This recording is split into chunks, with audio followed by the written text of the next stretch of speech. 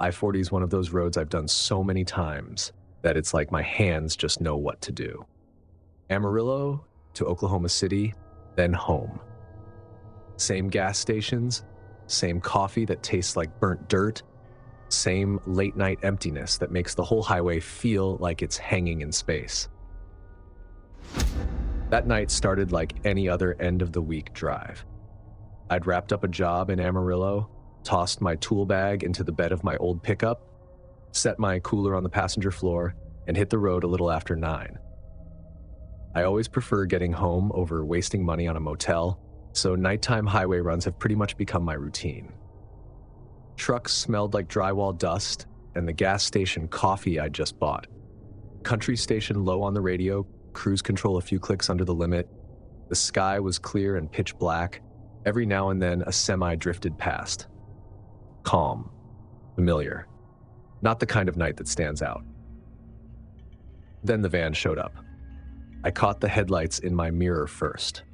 Normal enough. But instead of passing, the vehicle settled right behind me and stayed there. White cargo van. No windows in the back. No logo. Generic as they come, like something a contractor would drive. It wasn't exactly tailgating, but it was close enough that the inside of my cab lit up.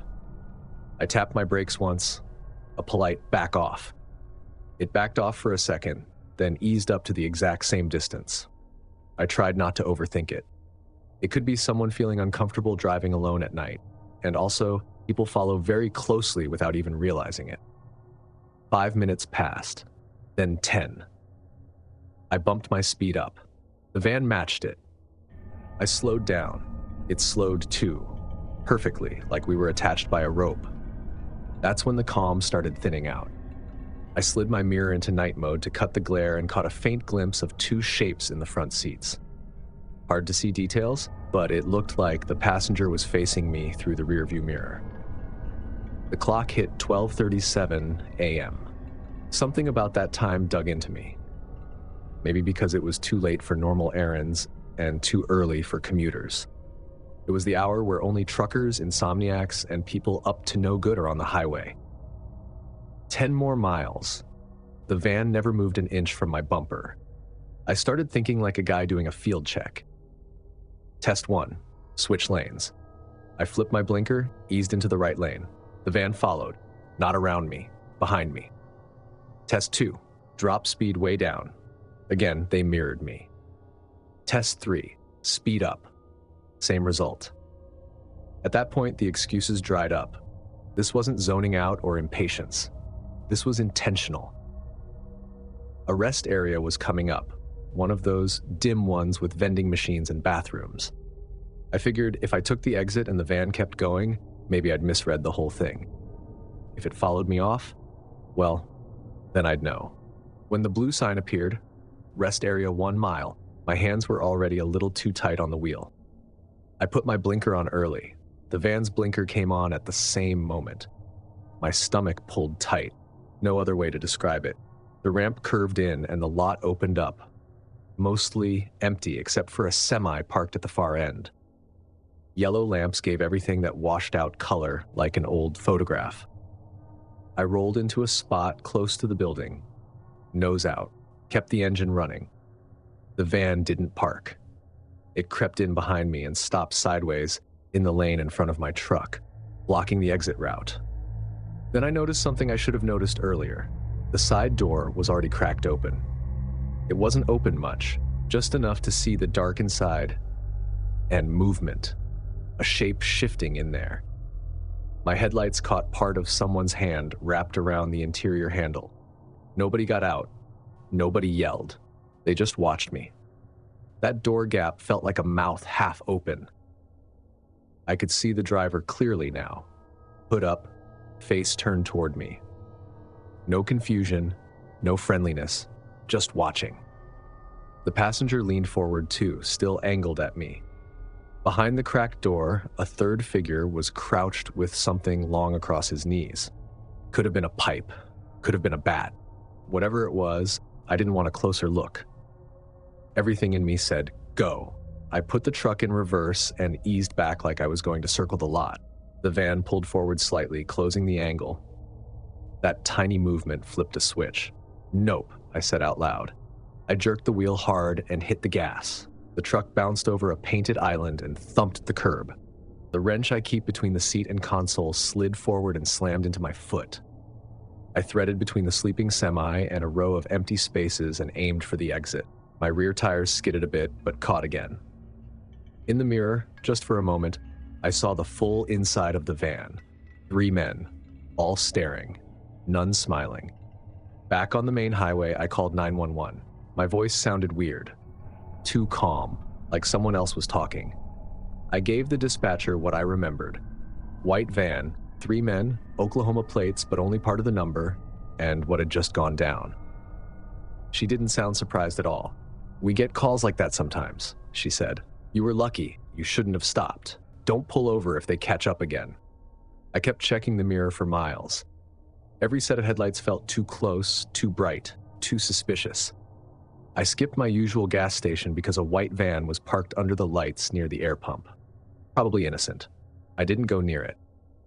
A couple weeks later, I found a post on a trucker forum about travelers along I-40 getting boxed in at rest stops by white vans with cracked doors. No arrests, no clear details, just experiences that lined up a little too neatly with mine. Now I avoid empty rest stops completely. Busy exits only. If headlights sit behind me too long, I get off and let them pass. I keep that wrench closer than before. And if I see a white cargo van parked anywhere at night with the side door cracked open, even a couple inches, I don't stick around long enough to find out who's waiting behind it.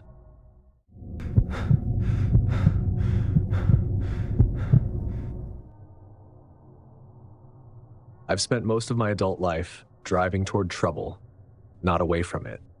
That sounds dramatic, but if you've worked EMS, you know what I mean. Lights, sirens, bad weather, bad roads. If something awful is happening, odds are I'm pointed at it with a jump bag in my hand. I've been a paramedic for nearly 2 decades, and if there's one thing I'm guilty of, it's this. Even off duty, I behave like I'm on shift. Highway, grocery store, parking lot. If something looks wrong, my brain snaps straight into work mode. That night on Highway 2 reminded me why that instinct can get you killed. I had just finished a 14-hour shift, the kind where you don't remember eating, but somehow your uniform still ends up stained with things you hope are coffee. It was cold, North Dakota cold, and the highway was nothing but 2 black lanes stretching forever between empty fields.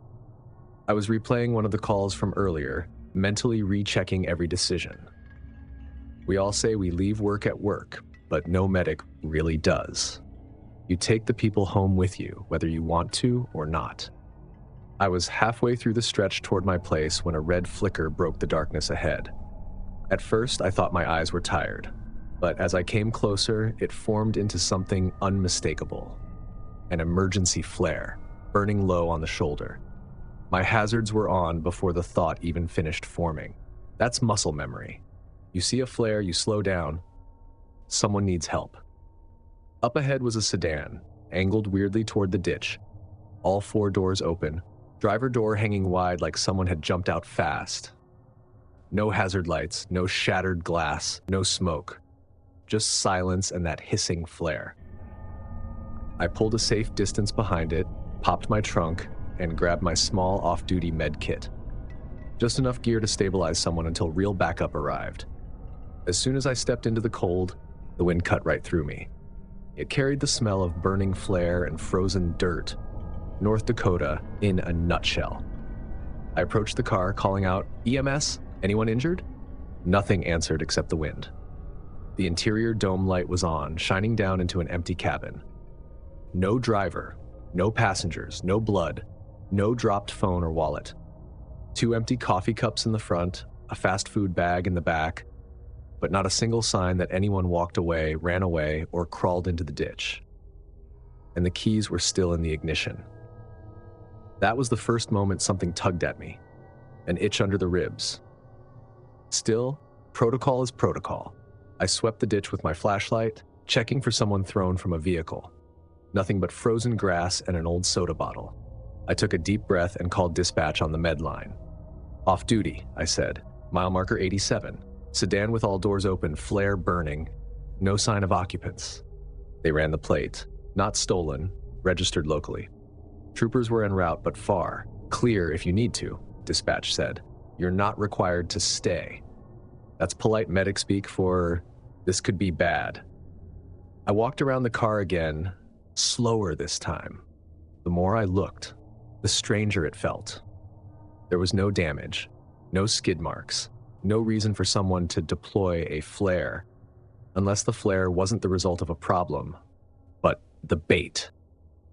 I crouched to move the flare farther from the road, and that's when it clicked. It was positioned perfectly, dead in line with where headlights would naturally pull a driver's attention. Something we do all the time at real crash scenes. Someone out here knew exactly how to guide a good Samaritan off the road. That was the moment everything inside me shifted. I straightened up slowly, feeling the entire dark field pressing in. The tree line beyond the ditch was pitch black, solid, impenetrable. With my flashlight out, I realized I couldn't see anything beyond a narrow cone of light. If someone was standing 10 feet away, watching me, I wouldn't know, and I was lit up perfectly by my own headlights. I stepped backward, not fast, just enough to put distance between me and that open car with its open doors. "Dispatch," I said into the phone. "I'm clearing until officers get here." They acknowledged. I kept facing the fields, walking backward until I reached my car door. Only then did I unlock it and slip inside. As I pulled back onto the highway, I kept checking the mirror, expecting headlights to flare up behind me. Maybe another car, maybe that same sedan. What I saw was worse. Nothing. Total dark. I drove the next 10 miles with the kind of awareness you only get after a call that rattles you. Every silo looked like a person. Every shadow looked like movement. The next day, on shift, I asked one of the troopers if they'd figured out who owned the car or why the doors were open. He scrolled something on his tablet, then shook his head. "Car wasn't there when we arrived," he said. "No flare, no debris, nothing." "Tow truck?" I asked. "Nope. We checked. Nobody logged a tow." He hesitated, then added, "Sometimes people set things up to get folks like you to stop. You guys are predictable. You're trained to run toward emergencies, makes you easy targets." I thought about that flare, placed just right, like someone who understood EMS language, someone who knew how we think, how we react. For the first time in years, I felt stupid for stopping. At work, of course, that didn't change anything. We still roll up on single vehicle scenes all the time. We still jump out with bags ready, scanning the ground for victims. That's the job. But on personal drives? No, not anymore. Now, if I see a flare in a car with no damage and no people, I keep going and call it in. The guilt hits me every time. The instinct to stop is still there, beating in the ribs like a second pulse. But the memory of that silent sedan on Highway 2 hits harder. The empty seats, the open doors, the flare burning like a signal meant just for me. What stuck with me most wasn't the fear. It was the feeling that someone out there had rehearsed this. Someone who knew how to build a scene convincing enough to stop a medic on her drive home. Someone who wanted to see who would pull over.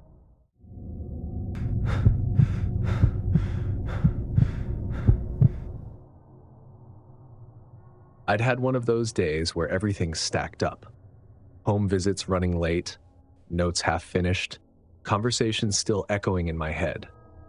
By the time I got onto I-5 heading south out of Sacramento, it was a little after 11 p.m. My only goal was to get home, shower, and not think for a while. Traffic was light, mostly semis, a couple stragglers like me heading home from late shifts. It's a stretch of highway I've driven 100 times and usually find comforting. About 10 minutes in, headlights appeared behind me, nothing unusual. They came up fast, so I expected them to pass in the left lane. Instead, they settled right on my bumper. "Okay," I muttered, "go around." I signaled and moved over to give them room. The car followed. They flashed their brights once, just long enough to be annoying. I signaled and moved back again. Same result, same distance. Another flash. I checked my speed. I wasn't too slow, wasn't drifting. Sometimes people get weird on the road, so I tried to brush it off, but my shoulders were creeping up toward my ears. I tried speeding up a little. The car sped up. I eased off. It eased off. My stomach got tight in a way I didn't want to acknowledge. I'd dealt with angry drivers before, but this felt like more than just someone in a bad mood. I switched lanes again. The car shadowed me perfectly. After the third time, the brights went on and stayed on longer than a normal flash. I grabbed my phone and hit the call button on the steering wheel. 911, what's your emergency?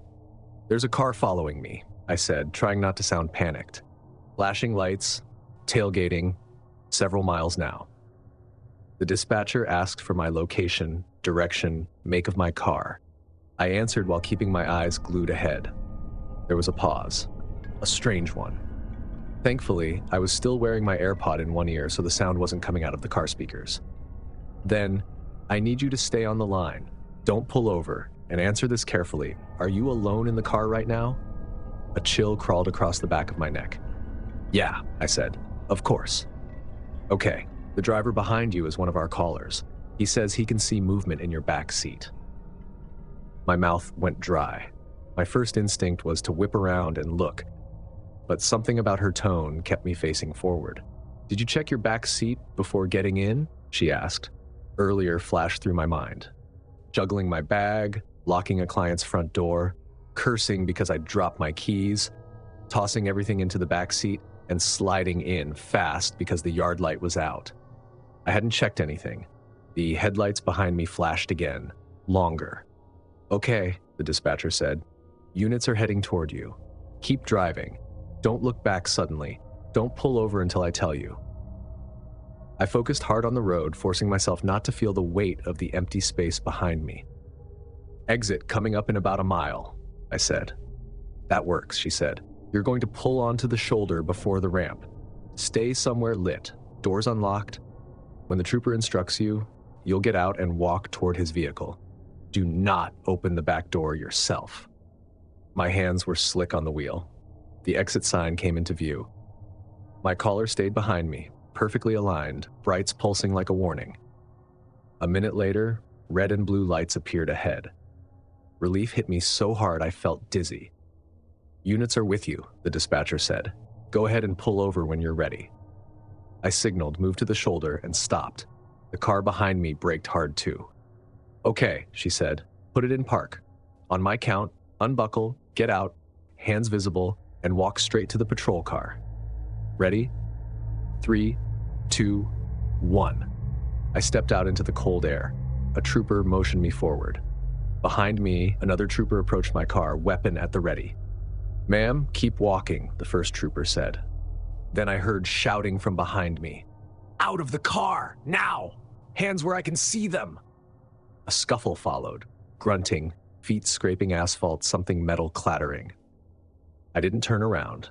The trooper in front of me didn't let me. It was only after they had him cuffed that I was allowed to see. They dragged him into the lights. A man pulled from my back seat. Long matted hair, filthy clothes. A box cutter still lying near where he'd hit the ground. He stared at the pavement like he didn't understand what was happening. The driver who'd been behind me stood near his own car, hands shaking. He looked at me with this exhausted, relieved expression, like he'd been terrified the entire time that I wouldn't understand what he was trying to tell me. At the station, I gave my statement. They told me the man had warrants in other counties. Squatting, weapon charges, attempted burglary. He refused to answer questions about how long he'd been in my car or what he was planning. Based on the timeline, he must have slipped in while I was walking out of my client's yard. One street lamp had been out for weeks. It only takes a second. The highway is loud. Cars passing mask small sounds. I never had a chance to hear him move. When they finally let me go, it was close to 3 a.m. I drove home with every interior light on, backseat checked 3 times before starting the engine. For weeks afterward, I checked the backseat every single time I got in, even in daylight, even in my gated parking lot with neighbors watching. If anyone asked, I joked about being paranoid. But the truth is, a part of me still hears that dispatcher's voice. The driver behind you says he can see movement in your backseat. And the worst part? Now, when I'm driving at night and someone stays behind me too long, I don't know which scenario to be afraid of. The car behind me, or the thing I haven't seen yet, sitting just out of view.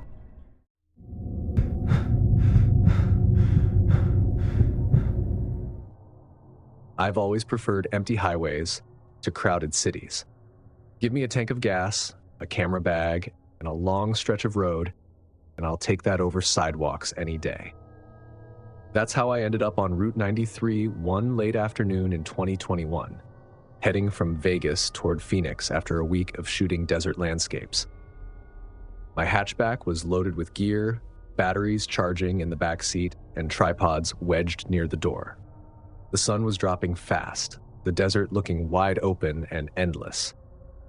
Route 93 is mostly empty, and I've always liked that. Less traffic, more sky.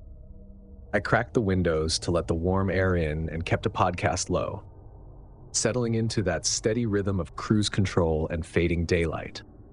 A few miles ahead, I spotted a cluster of motorcycles, 6 or 7 of them riding in a loose formation. Leather jackets, patches, chrome catching the sun. Nothing unusual for that stretch. They were going slower than me, so I signaled and pulled into the oncoming lane to pass. As I rolled alongside them, I felt several helmets turn in my direction. Visors down, no faces, just that collective tilt of attention. One lifted 2 fingers in a biker wave. Totally normal. I nodded back and continued on. Soon, they shrank in my rear view until they were just dots again. The sky dimmed to purple, then deep blue. I turned the podcast off to enjoy the quiet. 10 minutes later, I checked the mirror again. The dots were bigger. Much bigger. The group had closed the distance without me noticing. I eased off the gas slightly, thinking I'd let them pass if they wanted to go faster. But instead of passing, they rearranged themselves. 2 bikes slipped in behind me. 2 pulled up alongside, 1 on each side of my back doors. Another drifted ahead of me, matching my speed. In less than a minute, they'd boxed me in. I tried telling myself it was an accident, just a cluster reforming after a long, straight stretch. But every time I adjusted my speed, even by a little, they adjusted too. The biker on my left kept angling his helmet toward me, visor reflecting my car like a black mirror. It didn't feel random. It felt coordinated. I checked my phone for service, 1 bar flickering. I kept my eyes forward, hands at 10 and 2, forcing myself to breathe normally.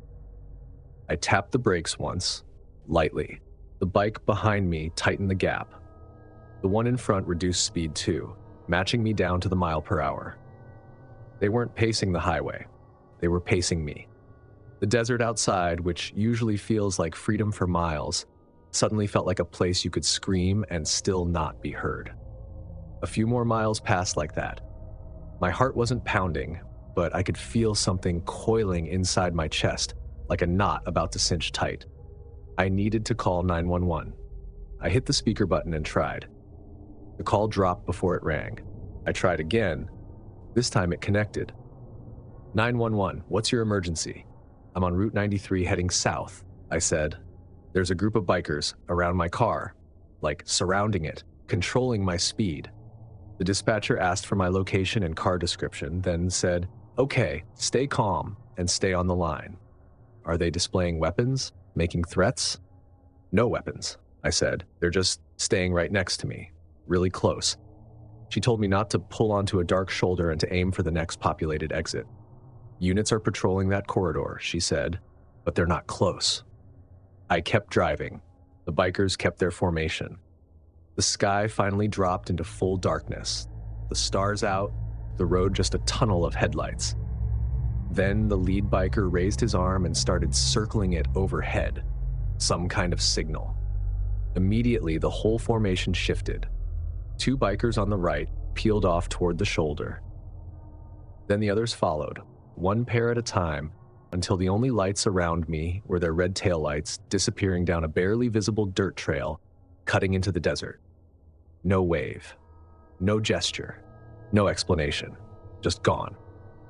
I stayed on the call until I reached the next gas station. A little island of fluorescent light in the middle of nowhere.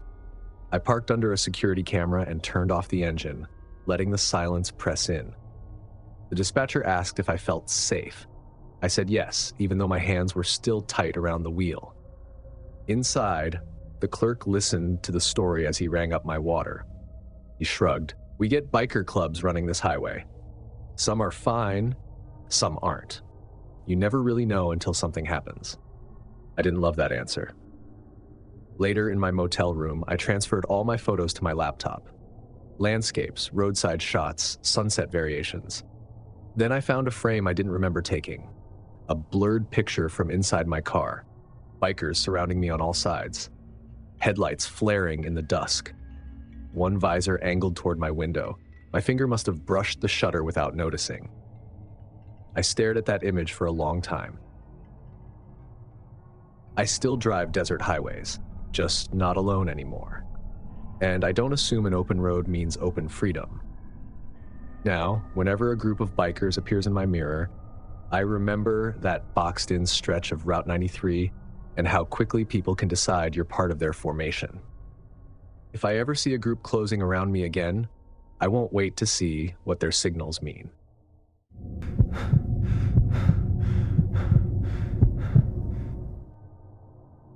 I was driving home from campus for the weekend, hours later than I meant to. My study group dragged on, and by the time I got on the highway, it was already close to 9 p.m. 5 hours of freeway, horror stories, and caffeine. I'd done it 100 times. By midnight, the road had that strange emptiness to it. Not dead, just spaced out. A semi here, a pair of headlights 10 seconds behind you, then nothing again.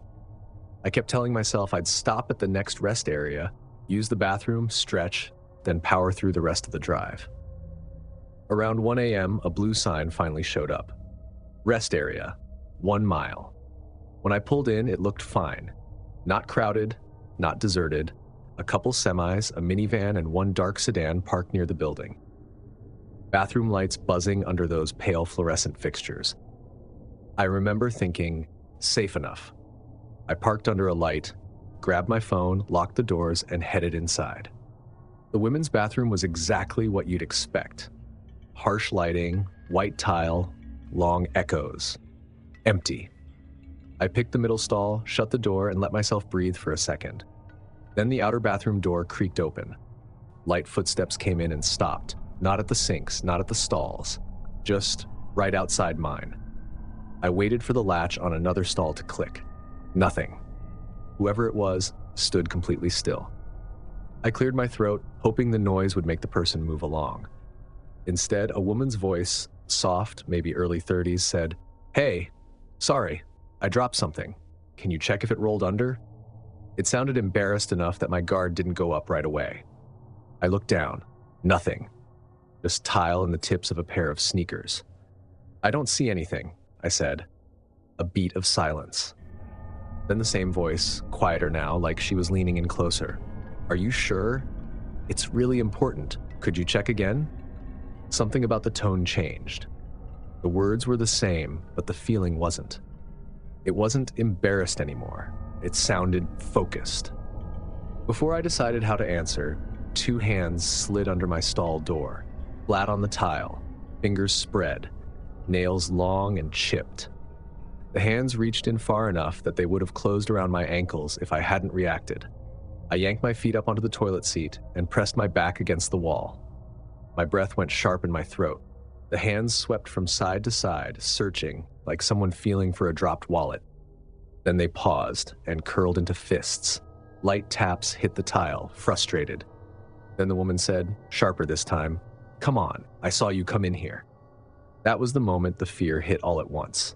I forced out the first lie that came to mind. "My boyfriend's outside," I said, trying to sound calm. "He's waiting right at the door." The hands froze. Then they withdrew, slowly, sliding back under the divider until they disappeared entirely. A few seconds later, I heard steps moving toward the bathroom exit. The door creaked, opened a little, then didn't close all the way. She might have left. She might have just stepped to the side and was waiting.